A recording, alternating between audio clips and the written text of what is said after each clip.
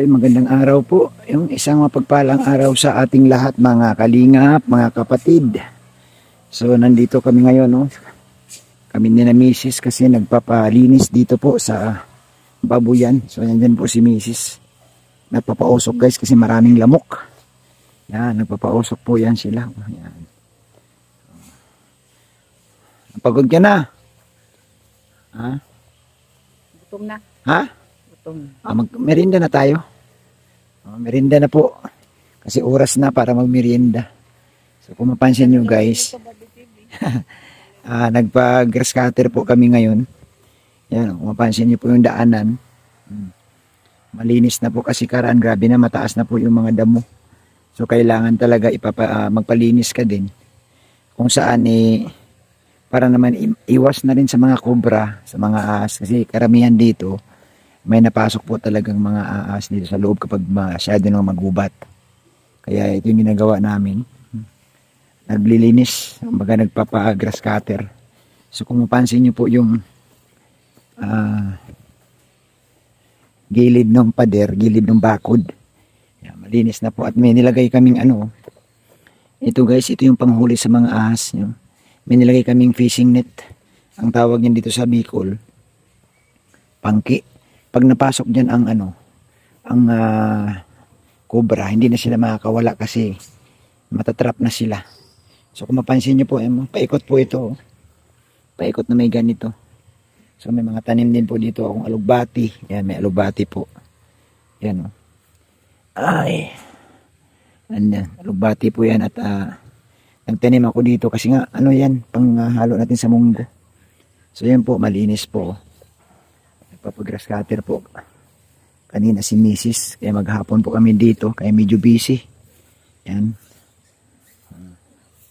At yan, nagpausok na rin para maganda kasi pag walang insekto. Papausok ka. So papasok na tayo guys sa loob. So ito yung aming dito, no? Ginagawa banding. Kapag stress ay punta na dito. Ayan. Naghakot sila guys ng nilinis. Paikot po yan. O yung okra ko dito guys, maayos naman na dahil malinis na. Yan. Kaninang umaga pa po yan. Grass cutter. Yan. Dire-diretso po yan doon. Malinis na po. So may papaya po tayo dito guys. Yung papaya ko. Bakit may ganito? May tali. Sayang. Dapat walang tali ito. Para hindi siya magapos. May stress ang may stress ang papaya pag may nakagapos sa kanya. Ayan, mamumunga pa yan. May mga tanim kaming pangkain sa baboy. Ito yan May tanim din tayong papaya. Yan mapakain sa baboy yan. Yan, may saging. Ito langka. So kung mapansin nyo guys, ayan. So yung ating papaya, usual. Diyan pa din, hitik-mitik sa bunga. Yan. Yung aking sita, wala na. Ayan, meron pa palang bungang kunti, yun pa, may makukuha pa tayo nito. Sa mga susunod na araw. Yan, may mga pa siya. Yan.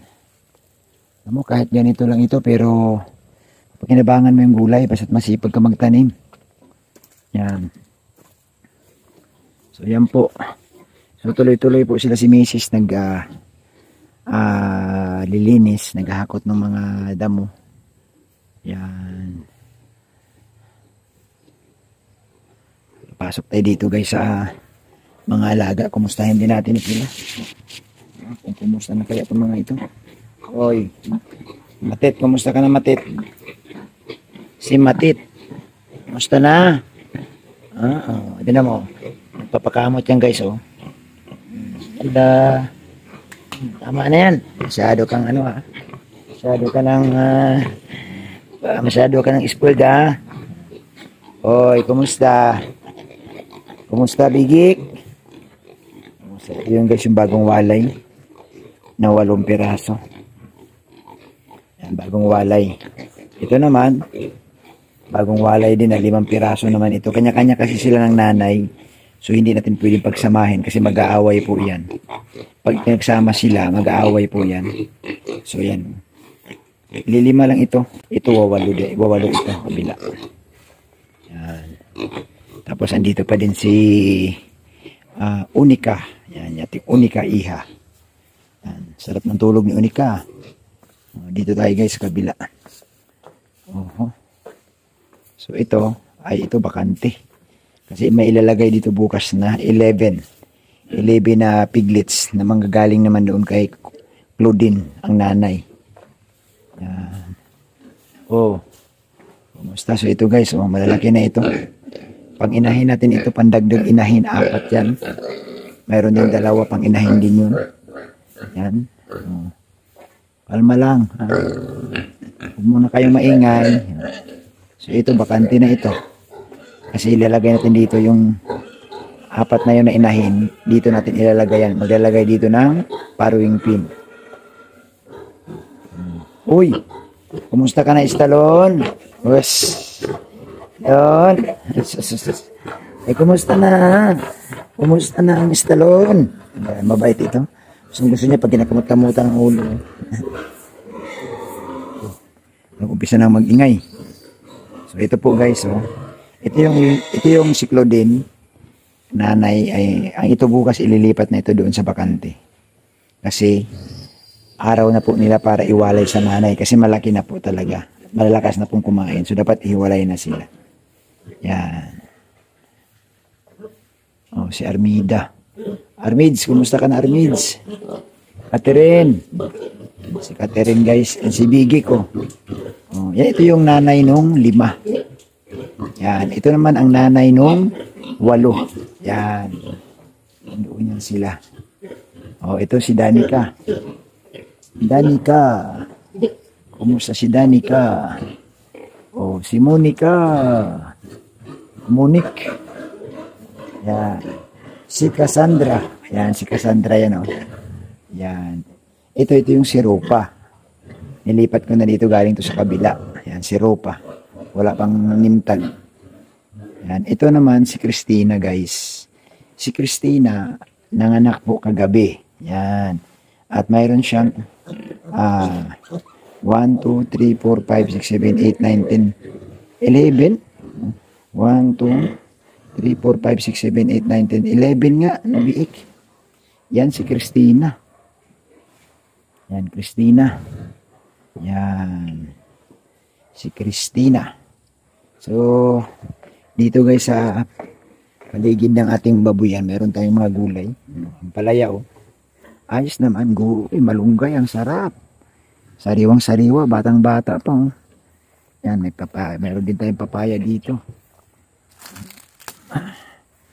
Mas maganda marami kang papaya Kasi pag nahinog to, hindi ka nabibili sa market.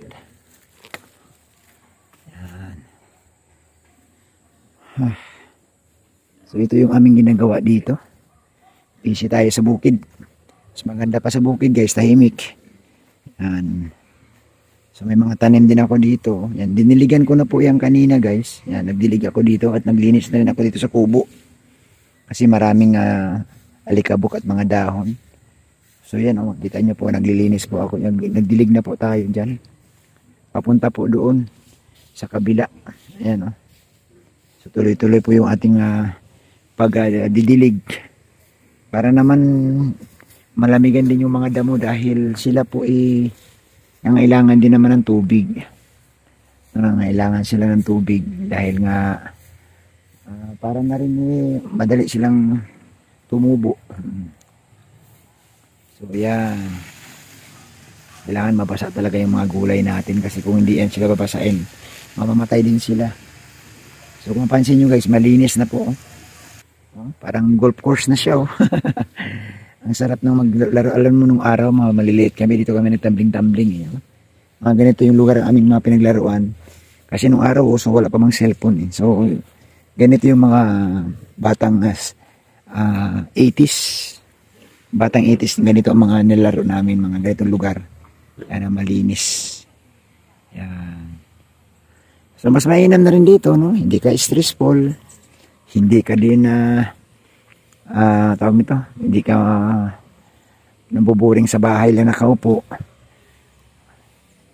Andito naman natin sa bukid. Siyempre pag sa bukid talaga, gamitin mo lang talaga yung dalawang kamay mo sa kasipagan.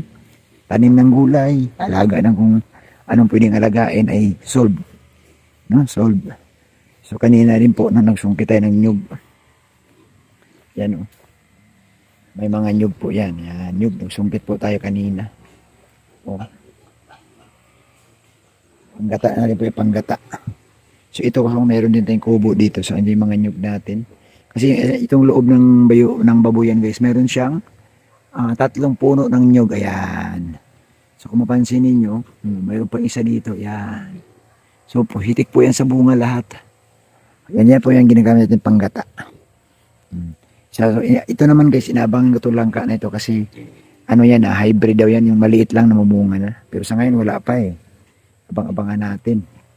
So ayan po, ano. So mga ganitong oras, no, magpapailaw na ako dyan mamaya-maya. Kasi kailangan din kasi may heater ang mga baboy.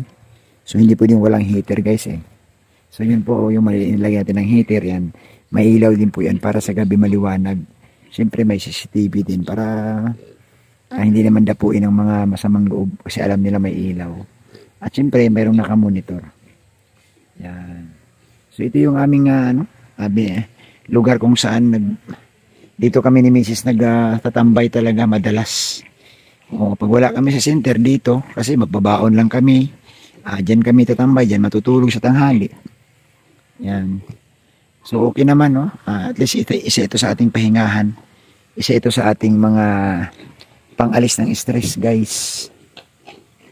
Kasi wala ka sa harapan ng computer, wala kang hawak na cellphone.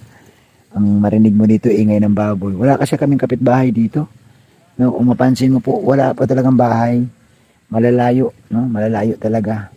So ito, solo lang ito dito. Sa ngayon, kasi wala pa mang iba nagtayo dito. Wala pa ibang may tayo rin ng babuyan. Kami pa lang. Pero sa tingin ko, sa susunod ng mga taon, baka mayroon na rin maglalagay dito. So sa ngayon, kami pa lang, kaya wala masyadong ingay. Yan. So nagtanim din po kami ng mga ito pangkain sa baboy yan guys. So tubig lang naman kailangan nito. Ito mga pagkain ng mga baboy. Ang pang-alternative kasi mayaman din ito sa potassium. Sabi ng iba, sabi ng mga tao. Yan. So yung aking papaya dito guys, wala pa rin hinog oh. Hindi pa rin naghinog-hinog. Pero grabe kung makabunga oh. Grabe siya umakabunga oh. Ay, ito hinog na oh. Nako. May dilaw-dilaw na. Ayan, nasunod na araw. Oh, hitik sa bunga ang aking papaya oh. Yan.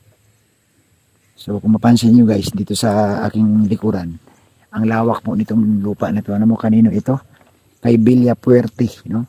Pagdating sa Kabikulan guys, itanong nyo po ang pinakamalaking lupa dito mga Villa Puerte. So kanila po yan oh. Yan, kanila po yan guys. Ayan.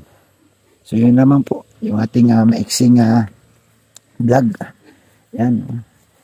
Sa mga katulad ko na gusto po manirahan sa bukid. Sipag lang po talaga guys, no? Pag-alaga ng baboy, pag-alaga ng manok, kung ano po ang pwedeng pagkitaan. Yan, basta ang mahalaga sa aalaga ng baboy, dapat ikaw mismo mag-monitor, wag mo iasa sa ibang tao kasi iba yung pagmamahal mo sa alaga mo kumpara sa ibang tao eh.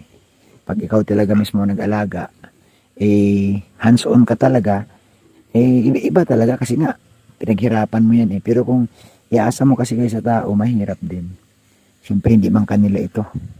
Kaya yan po ang ating isa sa mga tips, no, sa mga gustong magtayo ng mga babuyan. Kayo po talaga guys ang monitor, no? Huwag kayong umasa na iasa nyo sa ibang tao, iasa sa mga kilala.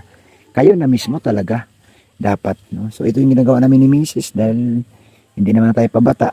At maganda rito guys manirahan sa probinsya kasi sariwa ang hangin, malamig. Yan, walang pollution, walang stress. Yan. Oy, salamat po sa inyong lahat mga kalingap, mga kapatid. Isang mapagpalang gabi na po sa ating lahat. Mabuhay po mga kalingap. Bye-bye. God bless.